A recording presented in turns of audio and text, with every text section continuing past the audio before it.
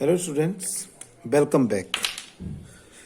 पिछली वीडियो में हमने ट्रांसफॉर्मेशन के वॉइस के कुछ रूल्स पढ़े थे, जिसमें इंडेफिनिट टेंसेस के रूल्स इंक्लूड थे। अब उससे आगे की टेबल को देखेंगे। जो फर्स्ट वीडियो थी उसमें हमने इंडेफिनिट टेंसेस के पैसिव किस तरह से बनाते हैं इसके बारे में पढ़ा था। अब दूसरी वीडियो में देखते हैं। अब हमने जितने भी 8 टेंसेस अर्थात प्रेजेंट, पास्ट और फ्यूचर इंडेफिनिट टेंस, जिनके बारे में हम पहले ही पढ़ चुके हैं, उसके अलावा जो कंटिन्यूस टेंस है, present continuous tense, past continuous tense, future continuous का पैसिव बनता नहीं है, इसलिए मैंने उसको नहीं लिखा है। इसके अलावा बाकी के perfect tense, present perfect, past perfect और फ्यूचर परफेक्ट टेंस को लिया है। यानी बचे हुए जितने भी 5 टेंसेज हैं उनके बारे में हम डिस्कस करते हैं, उनका पैसिव किस तरह से बनाते हैं। सबसे पहले उस दिन मैंने बताया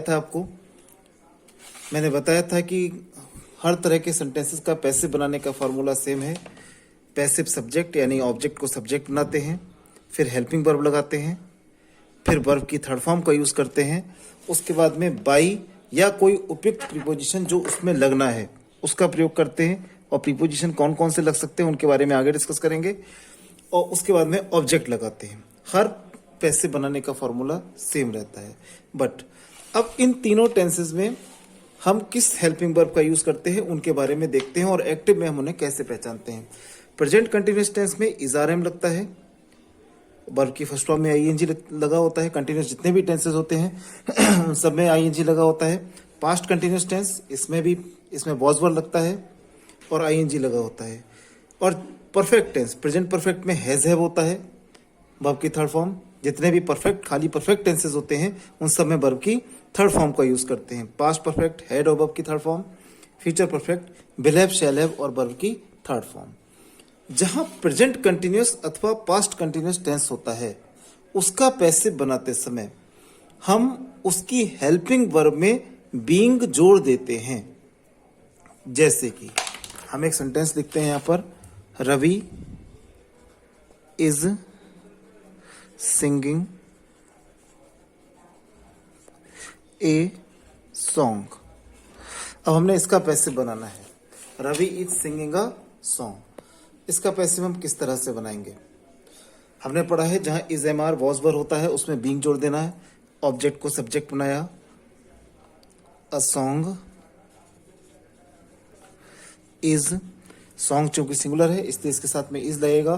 फिर बीइंग जोड़ना, अ सॉन्ग इज बीइंग, सिंग की थर्ड फॉर्म, वर्ब की थर्ड फॉर्म आती है, संग बाई, और सब्जेक्ट को ऑब्जेक्ट बना दिया तो हो गया Ravi. A song is sung by Ravi. Suppose यदि ये सेंटेंस नेगेटिव होता तो क्या हो जाता? Ravi is not singing a song. Passive क्या हो जाता? A song is not being sung by, पहले शब्द के बाद में नॉट का प्रयोग करते हैं, a song is not being sung by Ravi. इसी तरह से यदि सेंटेंस पास्ट में होता तो यहाँ इसकी जगह होता वॉज, हम यहाँ लगाते a song was not being. परंतु ये सेंटेंस यदि इंट्रोगेटिव होता तो इस तरह से होता, was Ravi singing a song.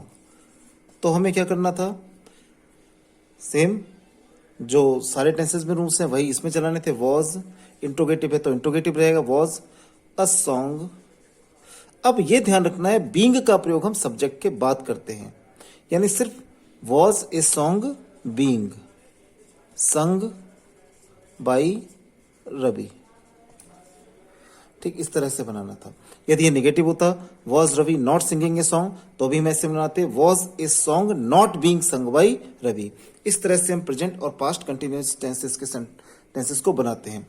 परंतु यदि ये सेंटेंस परफेक्ट टेंस में हो, अर्थात हैज हैव हो, हैड हो अथवा विल हैव अथवा शैल हैव हो, इन 5 हेल्पिंग वर्ब में से has have, had, will have, shall have, इनमें से कोई भी हेल्पिंग वर्ब का यूज होता तो ये सेंटेंस किस तरह का होता? हम इसी सेंटेंस को लेते हैं,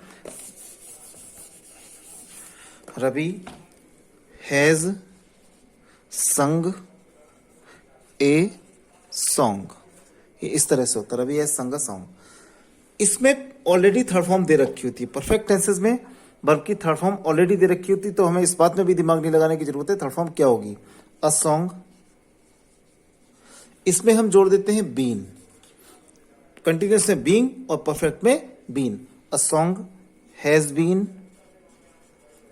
संग बाई रवि, इस तरह से बनाना था। इसी तरह से नेगेटिव और इंट्रोगेटिव हो जाएंगे। इस तरह से ये बेसिक रूल्स हम अगर हेल्पिंग वर्ब की तैयार कर लेते हैं तो हम बना लेंगे। एक बार मैं रिपीट कर रहा हूं, किस टेंस में किस हेल्पिंग वर्ब का यूज करते हैं। प्रेजेंट इंडेफिनिट टेंस में पैसिव बनाते समय हेल्पिंग, सिर्फ 5 बातें याद रखनी है। प्रेजेंट इंडेफिनिट टेंस में पैसिव बनाते समय helping verb is are am, past indefinite tense में पैसिव में वॉज वर। इसके अलावा फ्यूचर इंडेफिनिट टेंस में बिल शैल या कोई अन्य मॉडल्स आते हैं तो उसमें बी जोड़ना, जैसे बिल है तो बिल बी, शैल है तो शैल बी, कैन है तो कैन बी, कुड है तो कुड बी। इसके अलावा कंटिन्यूस टेंस में is are am was were जहां आते हैं उसका पैसिव बनाते समय बीइंग जोड़ देंगे, और परफेक्ट टेंस की helping verbs has, have, had, will have, shall have जहां पर भी आते हैं उसमें बीइंग जोड़ देते हैं। ये बेसिक रूल्स हो जाते हैं।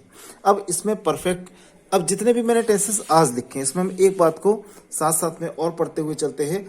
In case is, am are, was were, has have, had, will have, shall have, यानी ये जो भी हेल्पिंग वर्ब्स दे रखी हैं, जो भी 10 हेल्पिंग वर्ब्स दे रखी हैं, जो जितने भी हैं, इसके बाद में यदि टू का यूज होता है, जैसे मैं एक सेंटेंस ऐसे लिख रहा हूं, Ravi has to buy a car. अब यहां पर अगर हम हैज को देखेंगे तो नहीं बना पाएंगे। यदि इनके बाद में टू जुड़ जाता है, यानी is, am are, was were, has, have, had, will have, shall have, इनके बाद में यदि टू जुड़ा है तो इनका पैसिव बनाते समय हम बीई बी जोड़ते हैं। अर्थात यदि किसी हेल्पिंग वर्ब के बाद में has to, is to, am to, are to, was to, were to, had, will have, shall have, इन सब के बाद में अगर टू दे रखा हो, is to, am to, are to, will have to, shall have to, was to, तो इनका पैसिव बनाते समय हमें क्या करना है, इसके बाद में हम बीई बी का प्रयोग करते हैं। इस बात को आप अच्छी तरह से ध्यान रखेंगे। जैसे मैंने एक सेंटेंस लिखा था, Ravi has to buy a car. A car has to be, ना कि has been, चूंकि टू दे रखा है इसलिए हमें बी जोड़ना है। has to be bought by Ravi.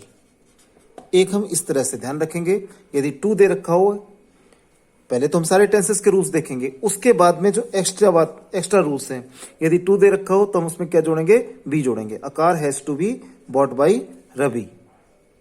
आगे एक तरह का स्ट्रक्चर और देखते हैं। अगर सेंटेंस एक्टिव वॉइस में इस वाले स्ट्रक्चर पर डिपेंड हो, subject plus model auxiliary verbs plus have plus verb की थर्ड फॉर्म प्लस ऑब्जेक्ट। जैसे सब्जेक्ट इस सेंटेंस में क्या है, एक्टिव में बना हुआ सेंटेंस है यू, मॉडल ऑक्सिलरी क्या होगी, कुड, उसके बाद में हैव, फिर वर्ब की थर्ड फॉर्म, फिर ऑब्जेक्ट द लेटर। तो इनका पैसिव हम कैसे बनाते हैं, सब कुछ सेम है, बस जैसा हम पहले से बनाते हैं उसी तरह से बनाते रहेंगे। यानी ऑब्जेक्ट को हमने सब्जेक्ट बना दिया, पैसिव सब्जेक्ट बना दिया, तो द लेटर का हो गया इधर द लेटर। उसके बाद में मॉडल ऑक्सिलरी वर्ब्स जो दे रखी है वही हमने लिख दिया, कुड हैव दे रखा है, कुड हैव।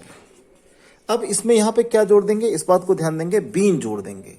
यदि किसी अभी वैसे हमने पढ़ा था मॉडल्स जहां पर होते हैं जैसे can, could, shall, should, will, would, वहां पर हम बी जोड़ते थे। लेकिन अगर उसके बाद में हैव दे रखा हो जैसे कुड हैव, तो हम यहां पे जोड़ेंगे बीन। बाकी रूल्स सिर्फ सब वैसे रहेंगे। The letter could have been written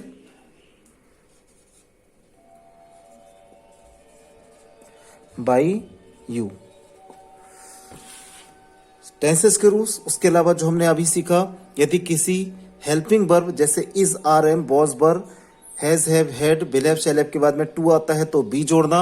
और इसके अलावा भी हमने पढ़ा, यदि किसी मॉडल के बाद में हैव का प्रयोग कर रखा हो तो हम उसमें बीन जोड़ देते हैं उसका पैसिव बनाते समय।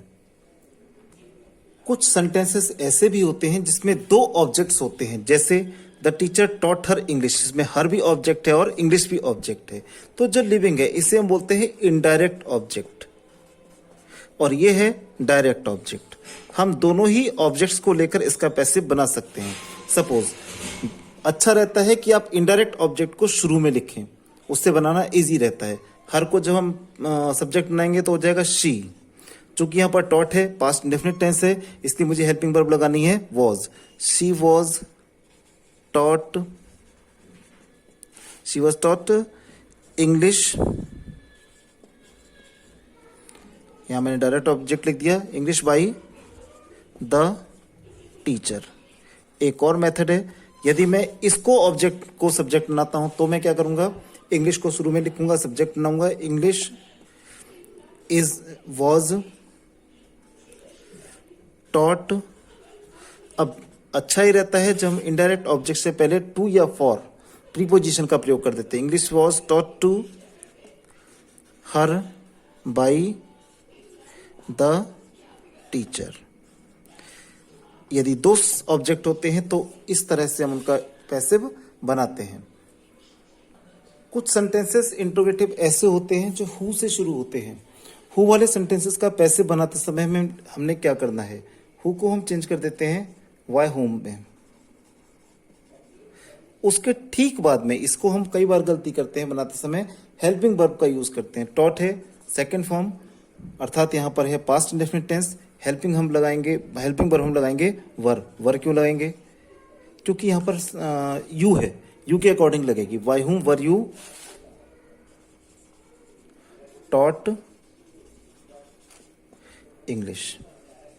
एक तो तरीका ये है, वाई हुम वर यू टॉट इंग्लिश। एक इसको दूसरी तरीके से बना सकते हैं। आप सेंटेंस को सेम ऐसे लिखा रहने दें, हुम were you taught English. By का यूज हम यहां पर लास्ट में भी कर सकते हैं, हुम were you taught English by. दोनों ही तरह से सही है, बट जनरली हम बाई हुम का यूज करके बनाते हैं। दोनों ही तरह से बनाना इसका सही मेथड है। इससे आगे की कुछ रूल्स हम नेक्स्ट वीडियो में, जिसमें आपके इंपेरेटिव सेंटेंसेस हैं या फिर इट इज टाइम वाले सेंटेंसेस हैं कुछ, और उसको नेक्स्ट वीडियो में पढ़ेंगे। Thank you.